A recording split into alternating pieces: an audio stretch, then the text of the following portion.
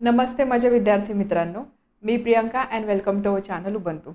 आज आपण सुरुवात करतोय क्लास 10 मॅथमॅटिक्स पार्ट 1 त्यामधला फर्स्ट चॅप्टरला. चॅप्टरचं नाव आहे linear equations in 2 variable. Linear equation 2 व्हेरिएबलमध्ये कसे असतात किंवा त्याचा अभ्यास आपल्याला इथे करायचा आहे. आता हा टॉपिक तुम्हाला नवीन नाही आहे, कारण क्लास 9मध्ये सेम नावाने तुम्हाला एक चॅप्टर होता लिनियर इक्वेशन्स इन 2 व्हेरिएबल. तर आता ह्या क्लास 10च्या चॅप्टरमध्ये आपण अजून त्याच्या थोडं पुढे जाणार आहोत. पुढे जाणार म्हणजे काय, तर आपण क्लास 9मध्ये कसल्या गोष्टींचा अभ्यास केलेला. फर्स्ट ऑफ ऑल आपण लिनियर इक्वेशन म्हणजे काय असतं ते समजून घेतलेलं आहे. त्यानंतर 2 व्हेरिएबलमध्ये असणं लिनियर इक्वेशन कोणत्या फॉर्मचं असतं, त्याचा स्टँडर्ड फॉर्म काय असतो ते बघितलेलं. त्यानंतर सायमल्टेनियस इक्वेशन, ज्यावेळेस आपण दोन इक्वेशन एका वेळेस दोन इक्वेशनचा विचार करतो त्याला आपण बोलतो सायमल्टेनियस इक्वेशन. सायमल्टेनियस इक्वेशन कसे सॉल्व्ह करायचे ते आपण बघितलं. त्या सॉल्व्ह करण्याच्या मेथड्स आपण बघितल्या. एलिमिनेशन मेथड, सबस्टिट्यूशन मेथड आपण बघितल्या आणि त्यानंतर त्यावर आधारित काही वर्ड प्रॉब्लेम आपण क्लास 9मध्ये सॉल्व्ह केलेले.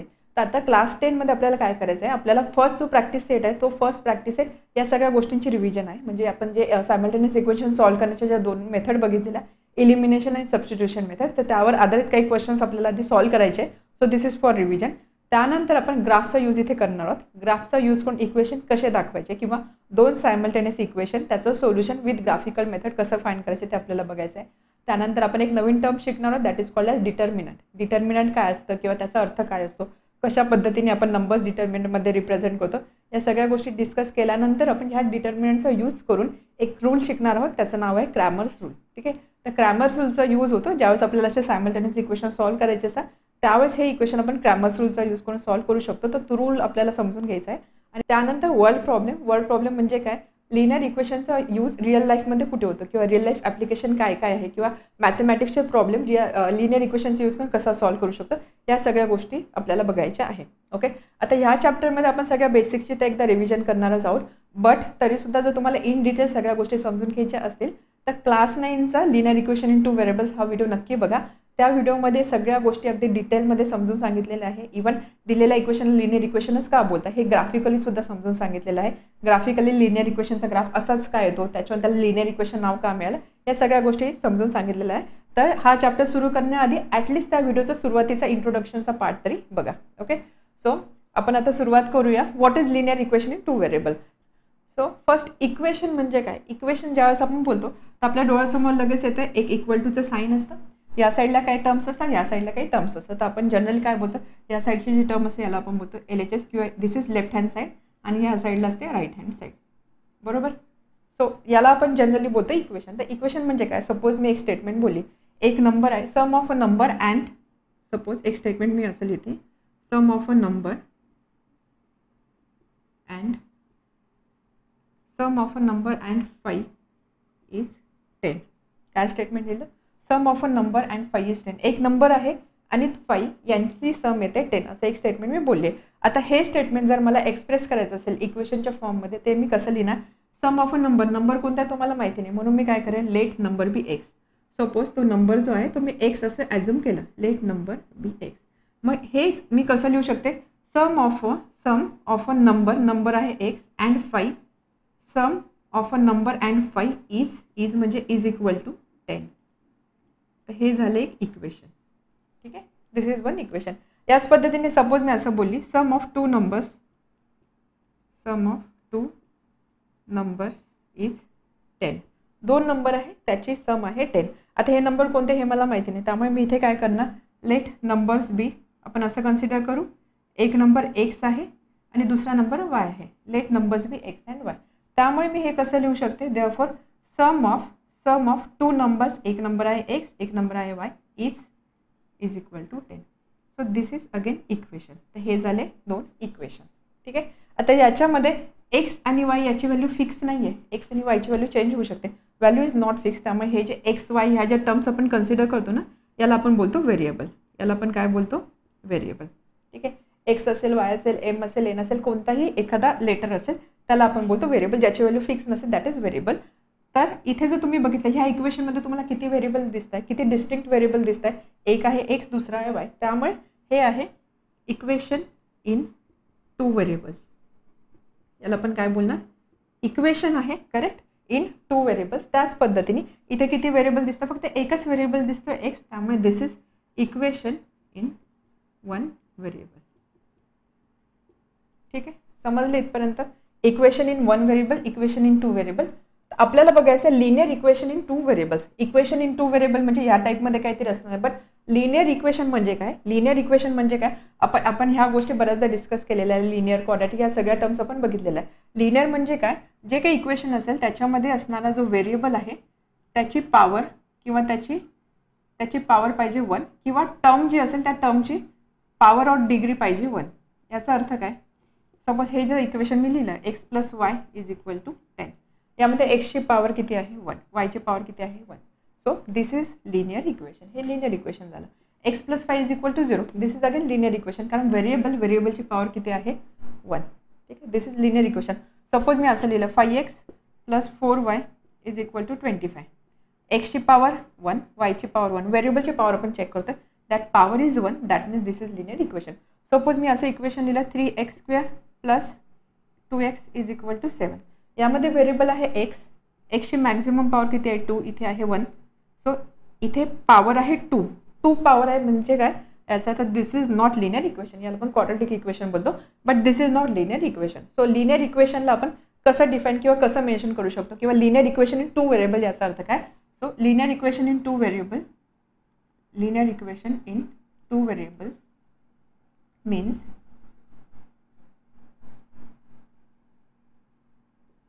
equation which contains two variables, equation which contains two variables.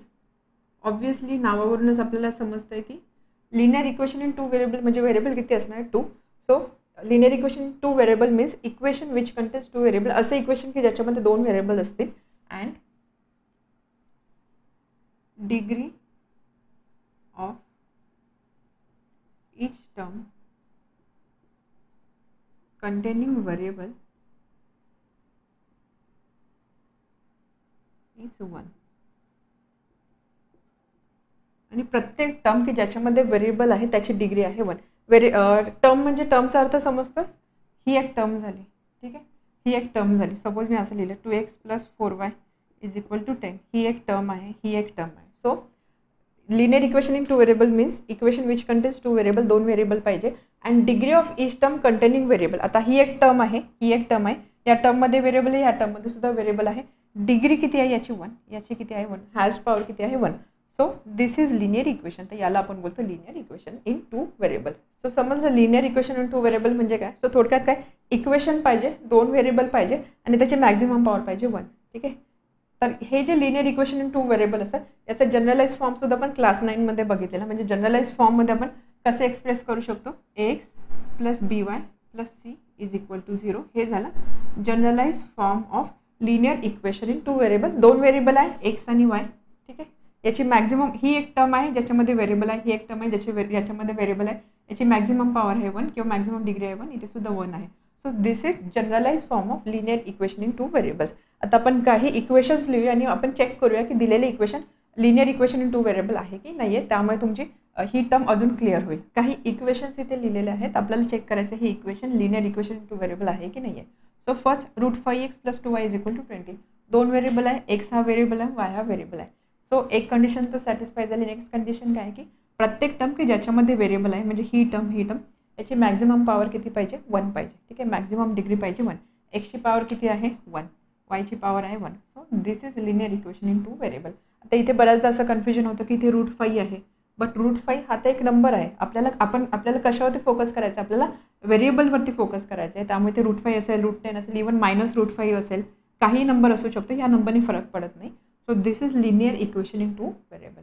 ठीक आहे, नाव next 2x² plus 2y is equal to 14. 2 variable आहे एक्स आणि वाय.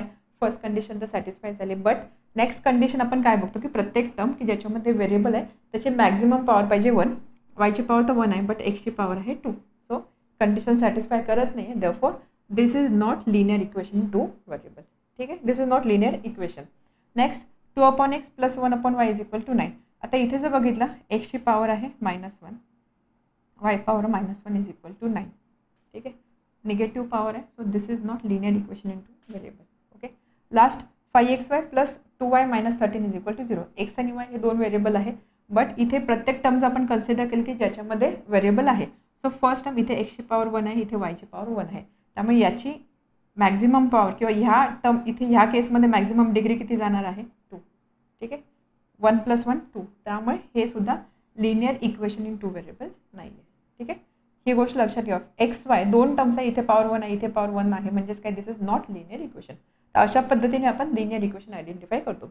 आता लिनियर इक्वेशनच्या इंट्रोडक्शन नंतर आपण बघितलं, इव्हन क्लास 9मध्ये आपण ह्याच गोष्टी बघितलेल्या. आधी लिनियर इक्वेशन समजून घेतलेलं, त्यानंतर आपण सायमल्टेनियस इक्वेशन बघितलेलं आहे. सायमल्टेनियसचा अर्थ काय, एका वेळेस होणार आहे, एका वेळेस घडणाऱ्या गोष्टींना आपण बोलतो सायमल्टेनियस. सो सायमल्टेनियस इक्वेशन म्हणजे काय, दोन लिनियर इक्वेशनचा जर आपण एकाच वेळेस विचार करत असेल तर त्याला आपण बोलतो सायमल्टेनियस इक्वेशन. म्हणजे काय, सपोज मी एक इक्वेशन लिहिलं x + y = 9. ठीक आहे, दोन व्हेरिएबलमधलं हे एक इक्वेशन आहे, लिनियर इक्वेशन इन 2 व्हेरिएबल. आता मी सेम व्हेरिएबल कन्सिडर केले बट डिफरंट इक्वेशन लिहिलं. म्हणजे सपोज इक्वेशन मी लिहिलं 2x + 3y = 12. ठीक आहे, आता हे जे दोन इक्वेशन आहे हे दोन्ही लिनियर इक्वेशन इन 2 व्हेरिएबल आहे. या दोन इक्वेशनचा मी एकाच वेळेस विचार करते, त्यामुळे हे जे दोन इक्वेशन आहे याला आपण बोलतो सायमल्टेनियस इक्वेशन. एकाच वेळेस सायमल्टेनियस इक्वेशन. आठवते. त्यानंतर आपण बघितलेलं सायमल्टेनियस इक्वेशन किंवा हे दोन इक्वेशन आपण कसे सॉल्व्ह करू शकतो. ज्यावेळेस आपण असं बोलतो इक्वेशन आपण सॉल्व्ह करतो त्यावेळेस आपण काय करतो, त्यामध्ये असणाऱ्या व्हेरिएबलची व्हॅल्यू फाइंड करतो. म्हणजे आपण एक्स आणि वायची व्हॅल्यू फाइंड करणार की अशी एक्स आणि वायची काय व्हॅल्यू असणार आहे की ज्या व्हॅल्यूला हे दोन्ही इक्वेशन सॅटिस्फाय होते ती व्हॅल्यू आपण फाइंड करत असतो. ठीक आहे, त्याला आपण बोलतो सोल्युशन. तर आपण सायमल्टेनियस इक्वेशन सॉल्व्ह केले किंवा सायमल्टेनियस इक्वेशन सॉल्व्ह करण्याच्या मेथड्स बघितलेल्या. त्यामध्ये दोन मेथड आपण बघितलेल्या. फर्स्ट मेथड होती elimination method. First one elimination आणि सेकंड मेथड होती सबस्टिट्यूशन. आणि यावर आधारित काही क्वेश्चन्स आपण सॉल्व्ह केलेले. तर आता आपल्याला आपला जो प्रॅक्टिस सेट आहे, फर्स्ट प्रॅक्टिस सेट आहे, हा प्रॅक्टिस सेट या दोन मेथडवरच आधारित आहे. त्यामुळे आपण काय करूया, एक पेअर घेऊया सायमल्टेनियस इक्वेशनची आणि ती पेअर किंवा ते इक्वेशन आपण या दोन्ही मेथडने सॉल्व्ह करूया. म्हणजे सेम इक्वेशन इलिमिनेशन मेथडनी कसं सॉल्व्ह करता, सबस्टिट्यूशन मेथडनी कसं सॉल्व्ह करता, जेणेकरून या दोन्ही मेथडची आपली रिव्हिजन होईल. सो इक्वेशन इज, दोन इक्वेशन घेतलेले आहे, दोन व्हेरिएबल आहे एक्स आणि वाय, लिनियर इक्वेशन आहे. So these are two linear equations in 2 variable. दोन इक्वेशन्स आपण विचार करतो. So these are simultaneous equation. आता हे सायमल्टेनियस इक्वेशन आपल्याला सॉल्व्ह करायचे, त्यासाठी आपण रिवाइज करतोय इलिमिनेशन मेथड. इलिमिनेशन मेथड आपण क्लास 9मध्ये बघितलेली. आता इलिमिनेशन मेथडमध्ये आपण नेमकं काय करतो किंवा आपण कसं प्रोसीड करतो, इलिमिनेट करतोय. इलिमिनेट करणं म्हणजे काय, काढून टाकणं. सो आपल्याला काय करायचं आहे, व्हेरिएबल एखादी टर्म जी असणार आहे दोन्ही इक्वेशनपैकी एका व्हेरिएबलची टर्म आपल्याला काढून टाकायची आहे. काढून टाकायचे याचा अर्थ काय, एखाद्या इक्वेशनला आपल्याला अशा काही नंबरने मल्टिप्लाय करायचं आहे की जेणेकरून हे दोन इक्वेशन ज्यावेळेस आपण ॲड करू किंवा सबट्रॅक्ट करू त्यावेळेस त्यामधले एक टर्म कॅन्सल होणार आहे किंवा एक टर्म इलिमिनेट होणार आहे. सो त्यासाठी आपण काय करू शकतो, आता बघा दोन्ही इक्वेशन केअरफुली बघा. एक्स आणि वायच्या टर्म्स बघा, ह्या दोन टर्म्स बघा दोन्ही इक्वेशनमध्ये. इथे 5 आहे, इथे 3 आहे, इथे -3 आहे, इथे वाय आहे. त्यामुळे जर सपोज हे जे सेकंड इक्वेशन आहे याला जर मी 3 ने मल्टिप्लाय केलं, ठीक आहे, या इक्वेशनला मी 3 ने मल्टिप्लाय केलं, तर ज्यावेळेस आपण एखाद्या इक्वेशनला एखाद्या नंबरने मल्टिप्लाय करतो त्यावेळेस आपल्याला त्या इक्वेशनच्या लेफ्ट हँड साईडला सुद्धा मल्टिप्लाय करावं लागतं आणि राईट हँड साईडला सुद्धा मल्टिप्लाय करावं लागतं. त्यामुळे इक्वेशन काय होणार, 9x + 3y = 6. इथे +3y होणार आहे म्हणजे y ऐवजी काय होणार आहे 3y.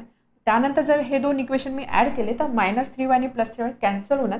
याचा अर्थ काय, एक टर्म इलिमिनेट झाली आणि त्यानंतर त्यावरून आपण एका एक एक्सची व्हॅल्यू फाइंड करू शकतो. ह्या केसमध्ये एक्सची व्हॅल्यू पण फाइंड करू शकतो आणि त्याचा यूज करून आपण नंतर वायची व्हॅल्यू फाइंड करू शकतो. सो याला बोलतात इलिमिनेशन मेथड. आठवलं इलिमिनेशन मेथड म्हणजे काय, आपण हा क्वेश्चन सॉल्व्ह करूया. सो फर्स्ट दिलेले दोन इक्वेशन आपण काय करणार आहोत, इक्वेशन 2ला 3 ने मल्टिप्लाय करू. So multiply equation 2/3. आता इथे कोणत्या इक्वेशनला मल्टिप्लाय करायचं ते सगळं इक्वेशन कसं कोणत्या फॉर्ममध्ये दिलेलं आहे त्यावर डिपेंड असतं. आपल्याला फक्त विचार करायचं की आपल्याला कॅल्क्युलेशनला कोणतं इझी जाणार आहे. इथे कॅल्क्युलेशनला इथे 3 ने मल्टिप्लाय करणं इझी जाणार कारण -3y + 3y कॅन्सल होणार. म्हणून मी काय डिसाईड केलं, इक्वेशन 2ला मी 3 ने मल्टिप्लाय करते. तर असं काही नाही की तुम्ही वायच इलिमिनेट करू शकता, तुम्ही एक्स सुद्धा इलिमिनेट करू शकता. एक्स इलिमिनेट करायचं असतं तर काय केलं असतं, इथे 5 आहे, इथे 3 आहे. 5 आणि 3 आहे म्हणजेच काय, सपोज ह्या इक्वेशनला मी 3 ने मल्टिप्लाय केलं, दिस विल बी 15x. या इक्वेशनला मी 5 ने मल्टिप्लाय केलं, दिस विल बी 15x. दोन इक्वेशनची सबट्रॅक्शन घेतली, 15x - 15x, ही टर्म कॅन्सल होणार आहे. सो तुम्ही एक्स सुद्धा इलिमिनेट करू शकता. So multiply equation 2/3. आपल्याला इक्वेशन मिळेल 3 × 3 9x + 3y = 6. याला आपण बोलू इक्वेशन 3. ठीक आहे. नाव हे दोन इक्वेशन आपल्याला काय करावं लागणार, adding equation 1 and equation 3. First equation 5x - 3y = 8, 9x plus 3y is equal to 6. Addition करतो आहे, plus 3y minus 3y cancel होणार. 14x is equal to 14. Therefore 14x is equal to 14. एक्सची व्हॅल्यू फाइंड करायची. So x काय असणार आहे 14/14 that is equal to 1. एक्सची value मिळाली 1. सो आपण बघा इथे थोडक्यात काय केलेलं आहे, व्हेरिएबल आपण एक इथे एलिमिनेट केलेलं आहे. एक्सची व्हॅल्यू 1 मिळाली. वायची व्हॅल्यू फाइंड करणे इझी आहे. 3 इक्वेशन आहे, त्यामधला कोणत्याही काही इक्वेशनचं यूज करता आपण ट्राय करू. सिम्पलेस्ट इक्वेशन हे दिसते इक्वेशन 2, त्यामुळे आपण लिहिणार फ्रॉम इक्वेशन 2. आता आपल्याला नेक्स्ट टास्क आहे, आपल्याला वायची व्हॅल्यू फाइंड करायची. So 3x plus y is equal to 2. This implies और therefore y is equal to 2 minus 3x. So 2 minus एक्सची व्हॅल्यू आहे 1. 3 into 1. Reason x is equal to 1, किंवा याला तुम्ही नंबर देऊ शकता आणि from that equation x is equal to 1. So 2 minus 3 that is equal to minus 1. वायची value he minus 1. Therefore x is equal to 1, y is equal to minus 1. हे झालं solution. लगेच आपण व्हेरीफाय करू शकतो. x 1 असेल आणि y मायनस 1 असेल तर 5 प्लस 3 8 आणि सेकंडमध्ये 3 मायनस 1 2. सो सोल्युशन आपलं करेक्ट आहे. तर ही असते इलिमिनेशन मेथड. आता लगेच आपण इथे सबस्टिट्यूशन मेथडसुद्धा बघूया. सबस्टिट्यूशन मेथडने आपण हे दोन इक्वेशन कसे सॉल्व्ह करणार आहोत. आपल्याला व्हॅल्यूज काय मिळाल्या 1 आणि -1. सबस्टिट्यूशन मेथडने सुद्धा ह्याच व्हॅल्यूज आपल्याला मिळायला हवे. सो सबस्टिट्यूशन मेथड म्हणजे काय, आपण बोलतो सबस्टिट्यूट म्हणजे काय, आपण एखाद्या गोष्टीला दुसऱ्या गोष्टीने रिप्लेस करतो. सो सबस्टिट्यूशन मेथडमध्ये काय करता, दिलेले दोन इक्वेशन आहे, आपण काय करतो एका इक्वेशनला एका व्हेरिएबलच्या फॉर्ममध्ये एक्सप्रेस करतो. जो काही सिम्पलेस्ट इक्वेशन आपल्याला दिसतो किंवा सिम्पलेस्ट टर्म असते तिला आपण एक्सप्रेस करतो. याचा अर्थ काय, या केसमध्ये जर मी इक्वेशन 2चा विचार केला तर इक्वेशन 2 वरून मी असं लिहू शकते y is equal to 2 minus 3x. बरोबर, y is equal to 2 minus 3x. ही टर्म मी राईट हँड साईडला पाठवली. सो मी काय केलं इथे yला एका व्हेरिएबलला मी बाकी टर्मच्या फॉर्ममध्ये एक्सप्रेस केलेलं. आता मी काय करेल, याला मी बोलेल इक्वेशन 3 आणि ही जी 3ची व्हॅल्यू आहे ही 3ची व्हॅल्यू मी फर्स्ट इक्वेशनमध्ये पुट करेल. ठीक आहे. सो सबस्टिट्यूट पुट करेल बोलण्याऐवजी आपण असं बोलू सबस्टिट्यूटिंग इक्वेशन 3 इन इक्वेशन 1. ठीक आहे. आता सबस्टिट्यूशन मेथडमध्ये असं काही कंपल्शन नाही आहे की तुम्हाला सेकंड इक्वेशनचाच विचार करावा लागेल. तुम्ही फर्स्ट इक्वेशनचा सुद्धा विचार करू शकता. बट आपण काय बघायचं, आपल्याला इझी काय जाणार आहे, वायला अशा फॉर्ममध्ये एक्सप्रेस करणे इझी केलं म्हणून मी वायला एक्सप्रेस केलं आणि आता ते मी फर्स्ट इक्वेशनमध्ये पुट करणार आहे. So from 1 5x minus 3. आता वायला मी याच्याने सबस्टिट्यूट करते किंवा रिप्लेस करते.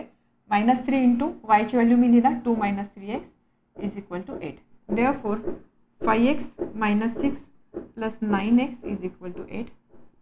14x is equal to 8 plus 6 14. x is equal to 1. ठीक आहे. आणि त्यानंतर एक्सची व्हॅल्यू ज्यावेळेस कोणत्या एका इक्वेशनमध्ये मी पुट केली, सपोज मी इक्वेशन 3 कन्सिडर केलं. From equation 3 y is equal to 2 minus 3x. 2 minus 3 into 1. 2 minus 3 is minus 1. So वायची व्हॅल्यूसुद्धा मिळाली -1. 1 मायनस 1 1 मायनस 1. ठीक आहे.